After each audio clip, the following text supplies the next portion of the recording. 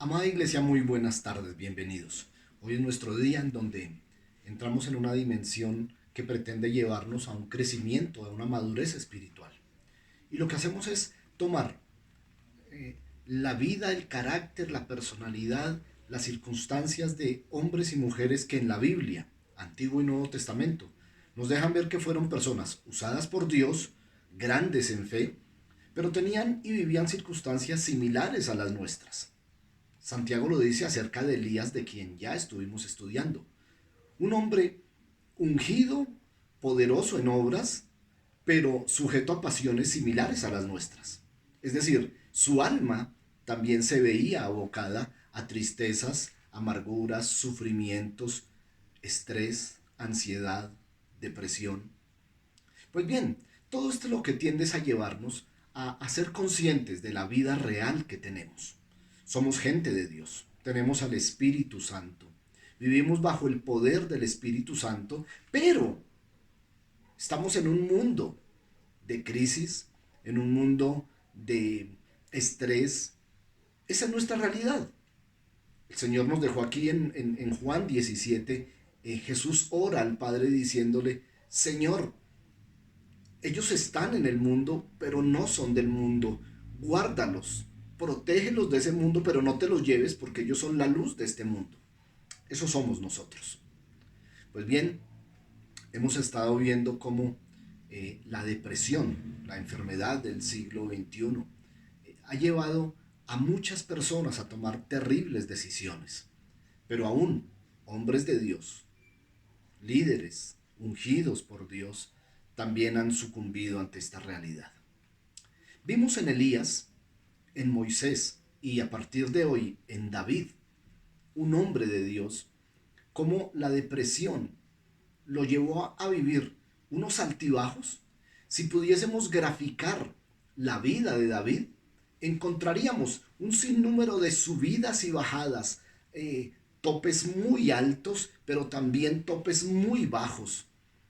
Una vida absolutamente cambiante debido a las circunstancias que vivía. Les invito pues a partir de hoy, y no sé por cuántos jueves, para estudiar a la luz de la palabra las circunstancias que llevaron a este hombre común y corriente. No obstante, fue el gran pastor, el gran adorador, el gran rey, cómo vivió también circunstancias muy terribles, y al estudiarlas encontrar identidad. No se trata de un estudio para adquirir conocimiento, se trata de tomar ese conocimiento y ponerlo frente a nosotros y ver que la vida espiritual de un hombre grande, de un gigante de la palabra, también vivió circunstancias como las nuestras. La inquietud bíblica es: ¿y qué pasó? ¿Cómo intervino Dios? ¿Qué hizo Dios? Vamos a ver aquí circunstancias claves como la fe, el arrepentimiento, el, el buscar a Dios, humillarse. Fueron circunstancias que ayudaron, estrategias que ayudaron a David a salir adelante en estos difíciles momentos. Vamos a orar pues y a poner este tiempo en las manos de Dios, y sobre todo que cada uno de ustedes que esta noche está allí pueda decir: he vivido esto, he sentido esto, he experimentado estas mismas circunstancias. Bueno, oremos y que Dios, por su Espíritu Santo, nos dé mucha luz y mucha fortaleza. Mi amado Señor y Dios, oh Padre de bondad y gloria, gracias por este jueves, 2 de junio de 2022, un día más, pero un día muy especial. Háblanos por tu palabra, redargúyenos, exhórtanos, pero déjanos ver por encima de todo que nuestra vida está en tus manos. En los momentos de alegría y gozo, pero también en los momentos de tristeza y ansiedad.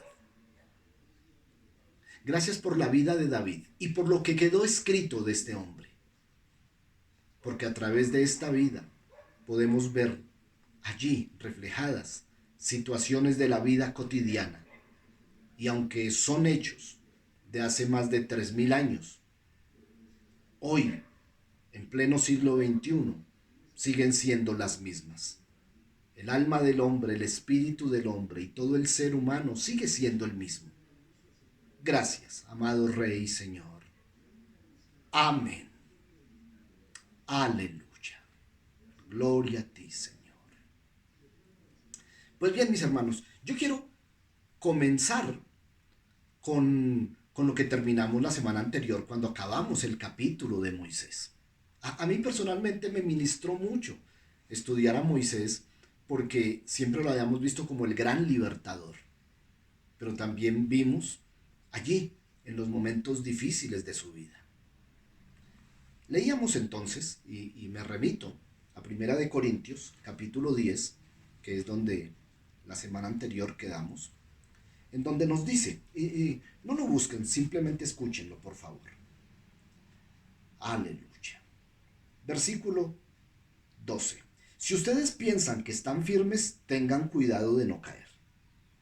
Las pruebas que enfrentan en su vida no son distintas a las que otros atravesaron u hoy atraviesan. Y Dios es fiel, no permitirá que la prueba sea mayor de lo que puedan soportar.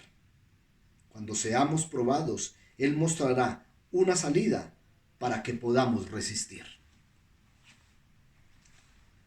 Las pruebas son las que diariamente nosotros, ustedes, allá de este lado y nosotros aquí, tenemos que afrontar, confrontar y resistir. Y aquí, Pablo, por revelación del Espíritu Santo, nos está diciendo, tenemos que ser probados, tentados, llevados a extremos, pero esas pruebas no serán superiores a nuestra resistencia. Cada uno tenemos diferentes niveles de resistencia. Así es que Él conoce a cada uno. Él sabe hasta dónde puede llegar esa prueba.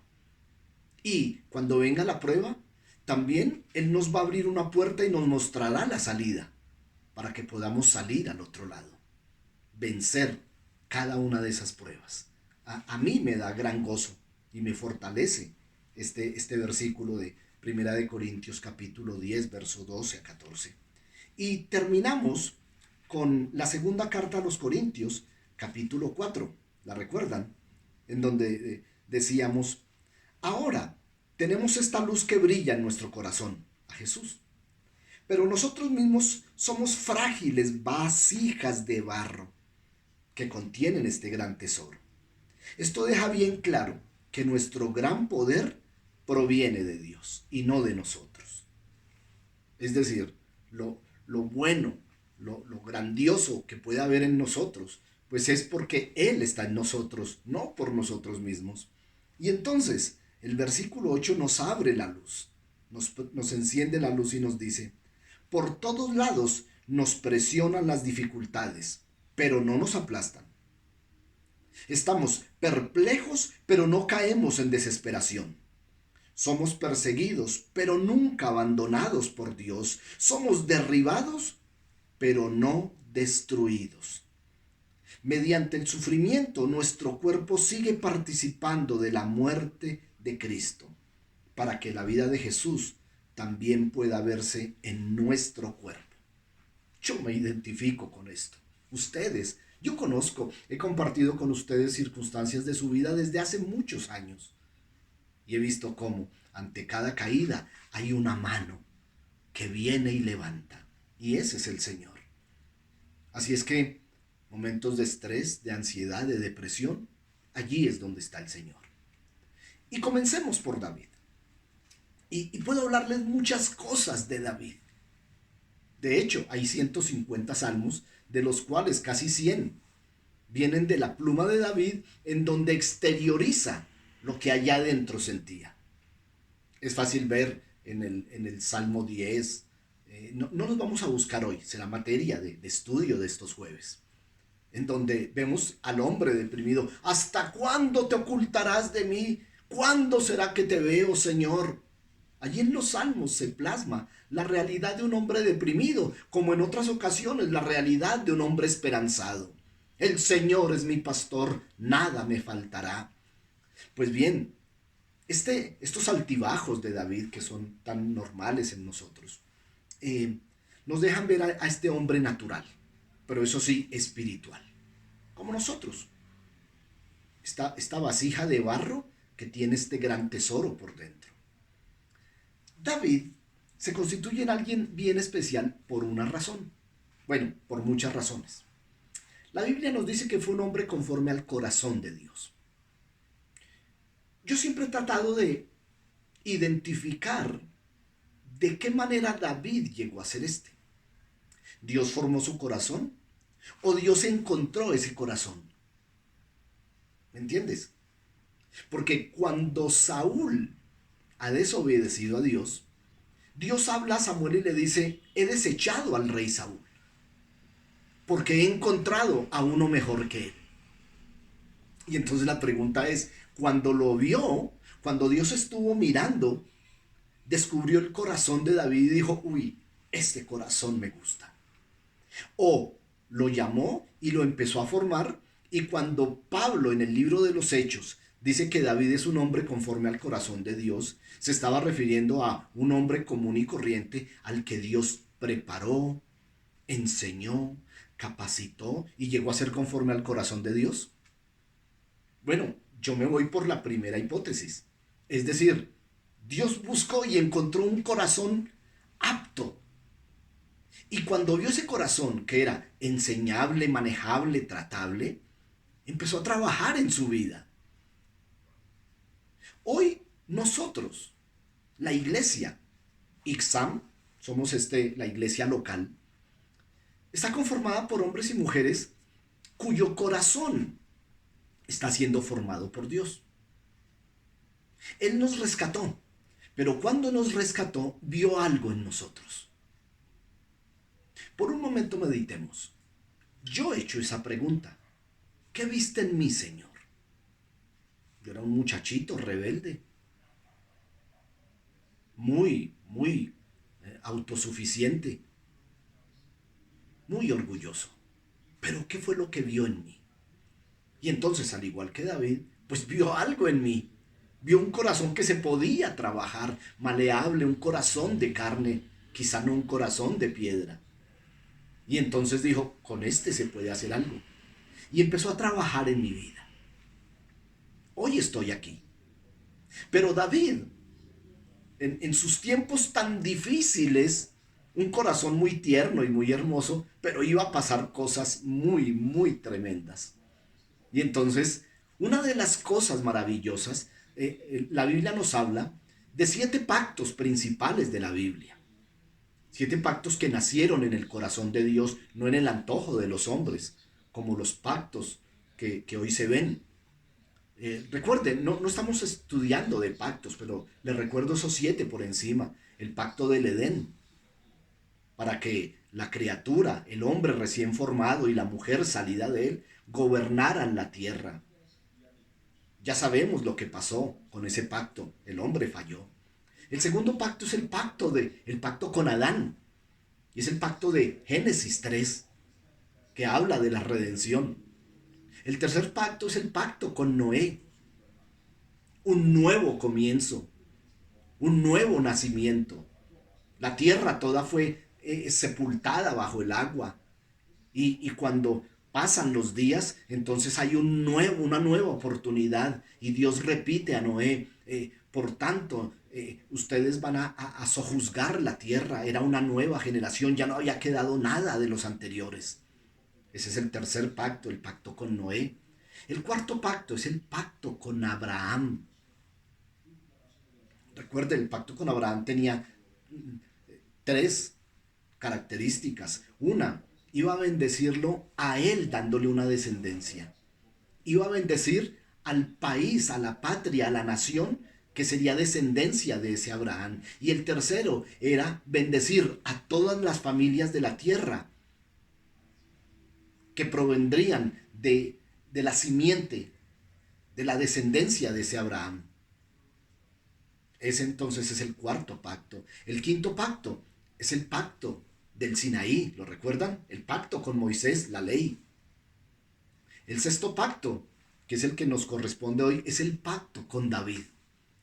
Y es un pacto que fue muy interesante porque Dios pacta con David y le dice, nunca faltará descendiente de ti y gobernará eternamente. Y estaba hablando que un hijo de él, un descendiente de él, iba a ser el rey de los reyes. Y ese pacto se cumple cuando Gabriel, el ángel, viene y le anuncia a María. Oh, bienaventurada, y tendrás un hijo, y será llamado su nombre Emanuel, y recibirá el trono de David su padre. Un pacto cumplido. Y el séptimo, el último, el perfecto, es el nuevo pacto en la sangre de Jesucristo. Pues bien, les enumeré los pactos para que los estemos recordando, pero quedémonos en el sexto pacto.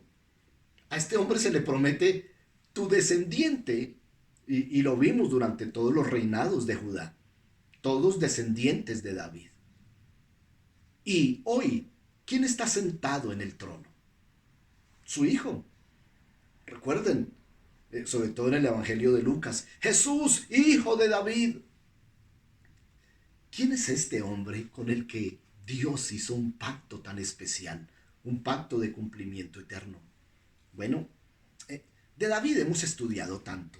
Les voy a mencionar apenas algunos de las áreas de la vida de David en las que se movió, en las que tuvo unos tremendos logros, éxitos, alcances, pero otros en donde se fue a lo más profundo, a tocar fondo. Y entonces, cuando la Biblia nos habla de David, inmediatamente nos lo muestra como hijo. ¿Recuerdan? Ve a la casa de Isaí, porque de su descendencia me he tomado rey. Y entonces va donde Isaí y le dice, llámame a tus hijos, porque Dios se ha escogido uno de ellos para ser rey. Y entonces empezamos a ver a David hijo. Es el octavo hijo de Isaí, es el hijo menor. E inmediatamente descubrimos que aparte de ser hijo es pastor. Y es lo que vemos en la gráfica. El pastor de Israel. Y entonces yo digo, qué interesante, ¿no? En Saúl vio un guerrero, el hijo de Benjamín, ¿no? De la tribu de Benjamín. Pero en David, para que gobierne y sea rey, se busca un pastor de ovejas. Pero un pastor fiel, quizá el que vio cuando estaba buscando rey. Es decir, un pastor que estaba dispuesto a dar su vida por las ovejas.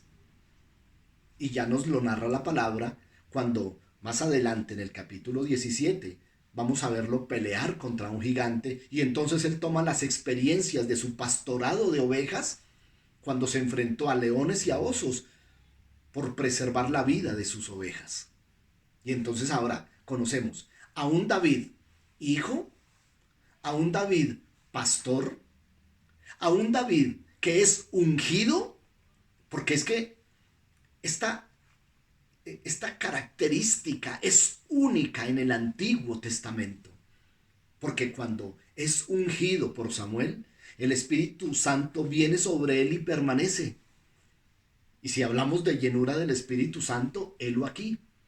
¿Y cómo es que alguien con la llenura del Espíritu Santo llegó a también vivir otras circunstancias en su vida que no se compadecen con alguien que está con la unción y bajo el poder del Espíritu Santo, como nosotros? Porque entonces también vemos que es hermano y ya lo vemos cómo sus hermanos lo tratan y cómo lo menosprecian. Aún su padre cómo lo menospreció cuando trajo a 7 hermanos y omitió traer al octavo, ni siquiera lo tenía en cuenta. Ese menosprecio, el ser ignorado, pudo haber producido en él alguna frustración, alguna tristeza, que vendría a ser como un ingrediente para una posterior depresión. Claro que sí. Está comprobado que muchas de las circunstancias que agobian a las personas maduras vienen desde la niñez. Situaciones no sanadas, situaciones no confrontadas o mal confrontadas.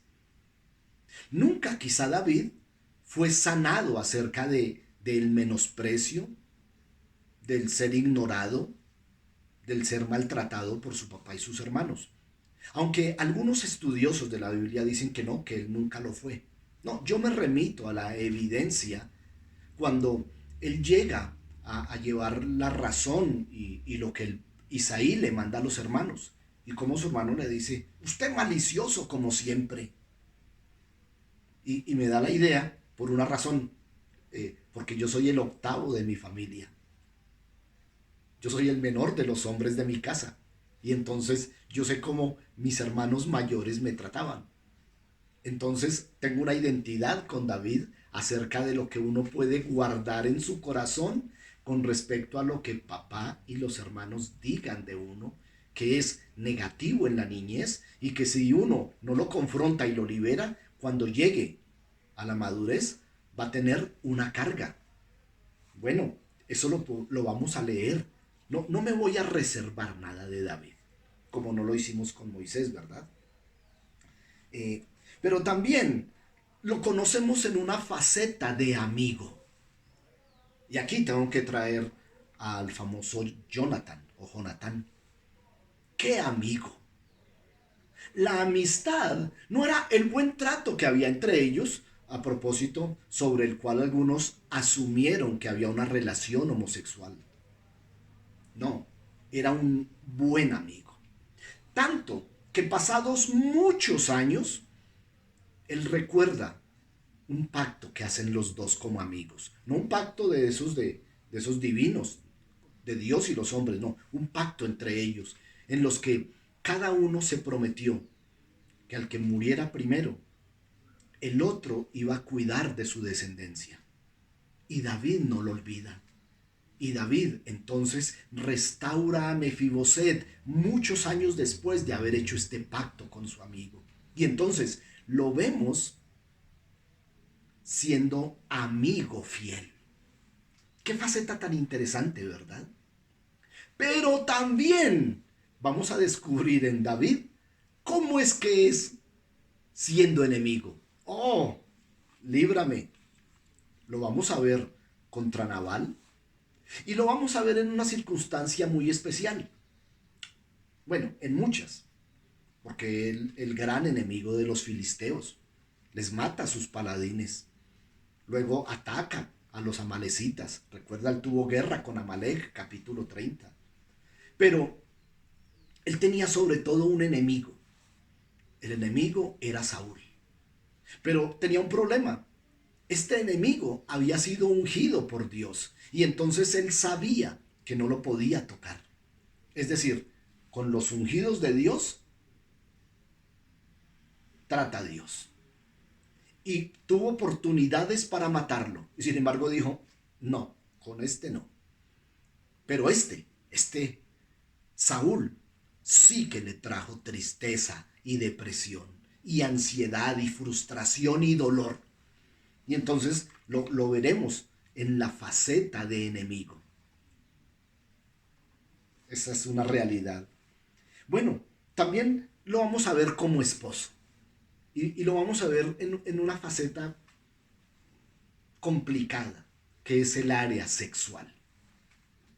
Y cómo las consecuencias de su debilidad en esa área, es decir, de no afrontar debidamente el área sexual, porque hay lascivia, concupiscencia, y lo veremos en el segundo libro de Samuel, con Betsabé, cómo fue como esposo, por qué tantas mujeres.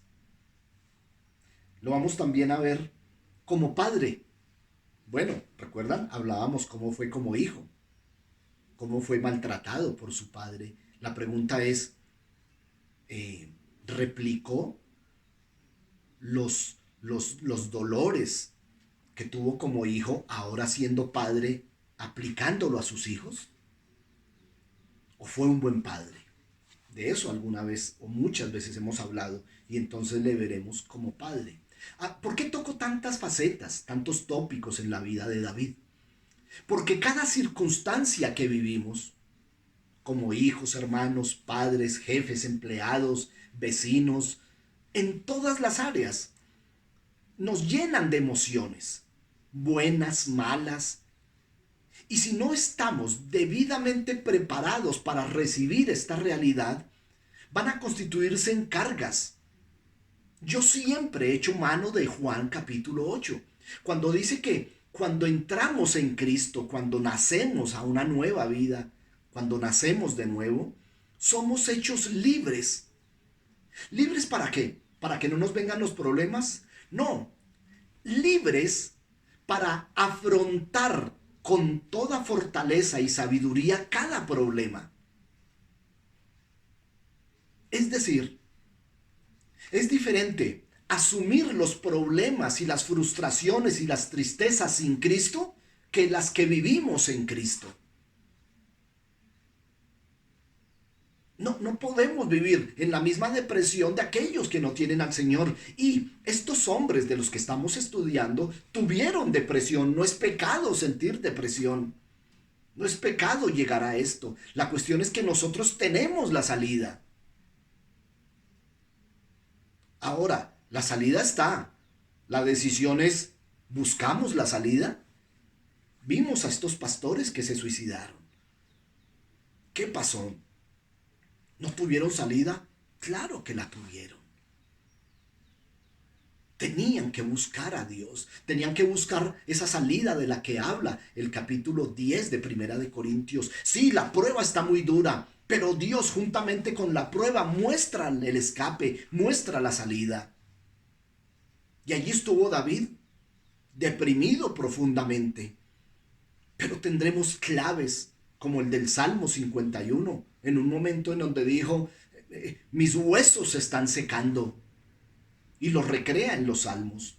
Pues bien, lo estamos viendo en esta faceta como padre y las consecuencias de haber obrado terriblemente mal como padre. Ahora, ejerciendo sus roles. Primero, es un héroe. Mata al gigante. Pero después es un villano. Mata a uno de sus amigos, porque era el esposo de Betsabé. Y entonces, ¿cómo cambia de héroe a villano? Llega a ser un rey. Claro que sí, el gran rey, el hombre conforme al corazón de Dios. Pero un día llega a hacer un censo al pueblo y Dios le había dicho que no. Y entonces mueren miles. Y uno dice, ¿cómo es que cambia este hombre de la noche a la mañana cuando su vida espiritual se está reflejando, o su estatura espiritual y su madurez espiritual se está reflejando en el rol como rey, por ejemplo? Como rey, el auge de Israel es absoluto. Logró someter a los pueblos enemigos, hizo sociedades con otros, extendió sus dominios, hubo justicia en Israel. Y como siendo rey, viene y toma la mujer de uno de sus guerreros. Y entonces allí lo vemos. El hombre conforme al corazón de Dios, el hombre del sexto pacto. ¿Cómo vino a flaquear? El propósito es, sí, vendrán las pruebas. Amados, vendrán las pruebas. Vendrán las circunstancias, vendrán las frustraciones, vendrán las tristezas, vendrán las decepciones. Pero juntamente con cada una de ellas vendrá la salida. Y cada vez que salgamos de una situación, saldremos fortalecidos. Sin duda, saldremos fortalecidos. Es la gran esperanza que tenemos el Señor con la obra del Espíritu Santo en nosotros. Este es el gran David. Este es el hombre de los salmos. Este es el hombre de la gran herencia para Israel, el que todavía se constituye en el gran ejemplo de Israel. Este es el hombre a través del cual, o de su inspiración espiritual, hoy adoramos a Dios. Y entonces él también es el adorador. el adorador por excelencia. Y el adorador por excelencia un día está a punto de ser apedreado por los mismos suyos en el capítulo 30 de la primera de Samuel. Y entonces este es el David que les presento hoy. Un David como nosotros, igual que Elías, sujeto a pasiones similares a las nuestras, pero que siempre, como tenía un corazón conforme al corazón de Dios, siempre en los momentos terribles, confiaba en Dios, buscaba a Dios, se humillaba ante Dios. Yo quiero aprovechar esas estrategias. Yo necesito tomar nota de cada una de las estrategias en las circunstancias que vivió este hombre de Dios para decir, esta me sirve a mí. Si el humillarse una vez lo sacó de semejante situación, aquí estoy. Si arrepentirse otra vez le devolvió la salud y el ánimo, pues el arrepentimiento será la estrategia.